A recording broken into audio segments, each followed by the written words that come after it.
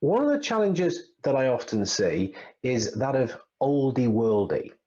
And so oldie worldy is essentially about being old fashioned in sales. And the way this manifests itself is that a salesperson becomes very, very self centered. They talk about themselves, they talk about their products, they talk about their organization. They don't think about the customer. And we know that modern selling has to be customer centric. We've got to be customer focused.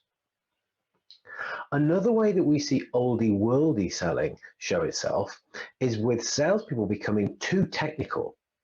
They can get focused in on the products or services that they offer and get right down into all the detail. It's quite likely that that's what interests them. But the problem is that for customers, it's the outcomes, it's the solution that they're looking for. So they find that this is just a way that doesn't really work. The other thing that we can see with oldie worldy selling, and this is probably the biggest cause for concern, is using poor practice. In other words, it's using old fashioned techniques that were considered to be quite avant garde, quite clever. But this was at a time when manipulation was thought to be a clever idea. And we know that it's not. It's what gets sales a bad name.